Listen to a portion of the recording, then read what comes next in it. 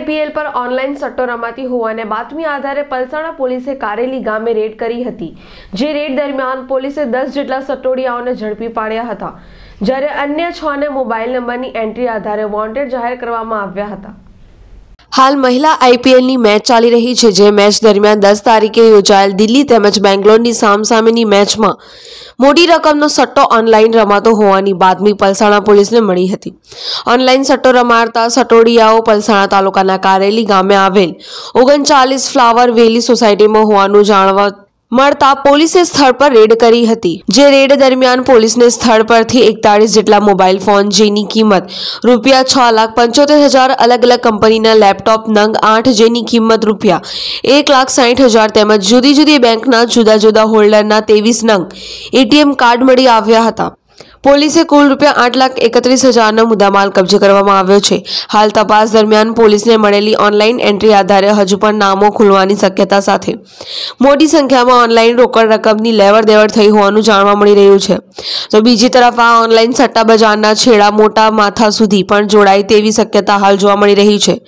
સમગ્ર મામલે પલસાણા પોલીસે તમામ શકુનીઓ વિરુદ્ધ ગુનો દાખલ કરી વધુ કાયદેસરની કાર્યવાહી હાથ ધરી છે। ટીમ જ્યારે કોમ્બિંગમાં હતી એ દરમિયાન 10 માર્ચ 2024ના દિવસે પલસાણા પોલીસ સ્ટેશનના હેડ કોન્સ્ટેબલ મેરુભાઈ રમેશભાઈને બાતમી મળેલ હતી કે અત્યારે જે વિમેન્સ T20 IPL ચાલી રહેલી છે એનો મોટા પાયે સટ્ટો ફ્લાવર વેલી સોસાયટીના મકાન નંબર 36 અને 37માં ઇન્ટરનેશનલે રમાતો ક્રિકેટનો સટ્ટો ચાલી રહ્યો છે, જેમાં પોલીસે રેડ કરતા 10 આરોપીને પકડેલા છે।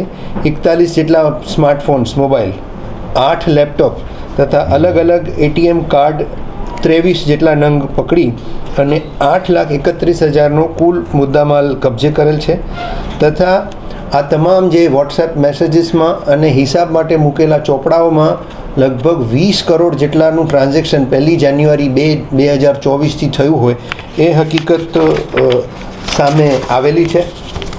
આ જે સટ્ટાનું ઇન્ટરનેશનલ ક્રિકેટ સટ્ટાનું રેકેટ ચલાવતો હતો એ કર્ણસિંહ ઉદારામ નામનો ઈસમ, જે રાજસ્થાનનો રહેવાસી છે, એનું નામ પણ સામે આવેલ છે અને દિલ્હી કેપિટલ વિરુદ્ધ રોયલ ચેલેન્જર્સ બેંગ્લોરની મહિલા IPLની મેચ ઉપરનો સટ્ટો એ સમયે ચાલતો હતો। પોલીસે આ કેસને ખૂબ જ ગહનતાથી અને ગંભીરતાથી લઈ અને અન્ય કેટલાક દસ્તાવેજી પુરાવાઓને આધારે આ કેસમાં IPCની સેક્શન 465, 467, 468, 471 અને ગુનાહિત કાવતરું 120B તથા જુગાર ધારાની કલમ 4 અને 5 અને સાથે સાથે IT એક્ટની કલમ 66C અને D મુજબનો ગુનો દાખલ કરેલ છે અને 10 પકડાયેલ આરોપીમાંથી એક કાયદાના સંઘર્ષમાં આવેલ બાળક પણ છે, જેમની ધરપકડ કરવામાં આવેલી છે અને 16 તારીખ સુધી સાંજે રિમાન્ડ પણ મેળવેલ છે। આમાં 41 મુદ્દામાલ જે મોબાઈલ પકડાયેલ છે એની કુલ કિંમત 6,71,000 થવા જાય છે। 8 જેટલા લિનોવો કંપનીના લેપટોપ છે, જે 1,60,000ની કિંમત થાય છે। ATM કાર્ડ તથા લખાણવાળા 2 ચોપડા મળી એમ કુલ મળી અને 8,31,000નો મુદ્દામાલ પોલીસે કબજે કરેલ છે। પકડાયેલા આરોપીઓ મોટાભાગના રાજસ્થાનના છે, 2 પંજાબના છે। દુધારામ મેઘારામ ચૌધરી એ હાલ પલસાણા રહે છે પણ મૂળ બાડમેરના છે। શુભમ ભગત એ જાલંધર પંજાબનો રહેવાસી છે। 21 વર્ષીય પંકેશ ભગત એ પણ જાલંધર પંજાબનો રહેવાસી છે। 23 વર્ષીય કિયારામ જાટ એ બાલોતરા રાજસ્થાનનો રહેવાસી છે। પ્રકાશ ચૌધરી સિરોહી રાજસ્થાનનો રહેવાસી છે। સોનારામ જાટ બાડમેર જિલ્લાનો રહેવાસી છે। પ્રભુરામ જાટ બાડમેર જિલ્લાનો રહેવાસી છે। કિશન મેઘારામ જાટ બાડમેર જિલ્લાનો રહેવાસી છે। પૂનારામ ચૌધરી એ પણ બારમેર જિલ્લાના બાયતુ તાલુકાનો રહેવાસી છે। આ કેસમાં છેલ્લા 2 દિવસથી પલસાણાની ટીમ તપાસ કરી રહી છે, લોકલ ક્રાઇમ બ્રાન્ચની ટીમ પણ મદદ કરી રહી છે।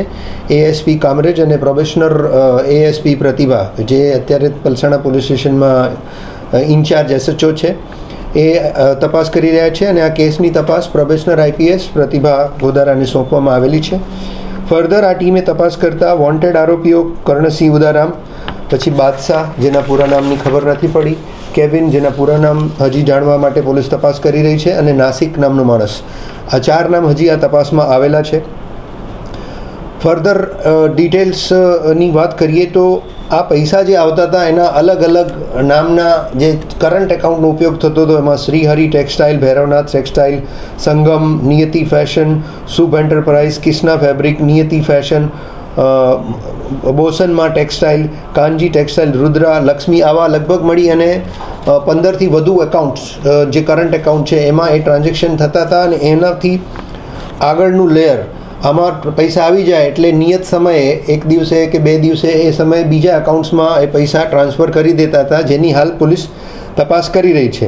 અને જે આમાં જે વેબસાઇટ છે www.fairplay24.in તથા www.myfairplay.com એ બંને ઓનલાઈન ગેમિંગ સાઇટ પરથી આ સટ્ટો રમાડતા હતા. અને માત્ર ક્રિકેટનો જ સટ્ટો નહીં, અન્ય બીજી 16 જેટલી રમતો પણ એમાં સામેલ હતી. આનું એક ઇન્સ્ટાગ્રામ પર પણ ફેર પ્લેની ડિટેલ છે, ઇન્સ્ટાગ્રામ પર પણ એની સાઇટ છે. એ સાઇટ પર વિઝિટ કરી અને ત્યાંથી વોટ્સએપ નંબરના માધ્યમથી આને કઈ રીતે ઓપરેટ કરવું એની જે યુઝર અને જુગાર રમનાર લોકો હતા એને ડિટેલ આપવામાં આવતી હતી. એ વોટ્સએપ નંબર પણ અનનોન ટાઈપના છે, જેની પણ તપાસ સાયબરની ટીમ પણ સાથે જોડાઈને કરશે. આની સાથે જે અકાઉન્ટ જે ઓપરેટ થતા હતા એ ઇન્સ્ટાગ્રામ થ્રુ કે વેબસાઇટના મારફતે, આ બે મેં જે તમને કીધું એના મારફતે મોબાઈલ નંબર રજિસ્ટ્રેશન કરાવો એટલે આમાં તમને અકાઉન્ટ નંબર મળે. અને એવા 3 મેઇન અકાઉન્ટ નંબર જે છે એ શ્રી 135, શ્રી 136 અને બાલાજી FP 1111 સુધી પણ પોલીસ પહોંચી ગયેલી છે. એ સિવાય ફિઝિકલ ચોપડાઓ બધા કબજે કરવામાં આવેલા છે. અને આ જે બેંક અકાઉન્ટ રજિસ્ટ્રેશન જે ત્યારે કરવાની પ્રોસેસ ચાલે એના 300 રૂપિયા પણ આ લોકો જે સટ્ટો રમનારા છે અને મેઇન બુકીઓ છે એ આ કેસમાં લેતા હતા. ઇન શોર્ટ, આ મોટા પાયાનું જે કેસ છે એ કરવામાં પલસાણા પોલીસને સફળતા મળી છે. હું તેમને ખૂબ ખૂબ અભિનંદન આપું છું. અને અત્યારે ખૂબ સારું ઇન્વેસ્ટિગેશન થાય અને આમાં સંડોવાયેલા છેક મૂળ વ્યક્તિ સુધી, ઇન્ટરનેશનલ લેવલ સુધી પણ કોઈ લિંક છે કે નહીં એની પણ પોલીસ અત્યારે તપાસ કરી રહી છે. Bureau report, Jansakshi news, Bardoli.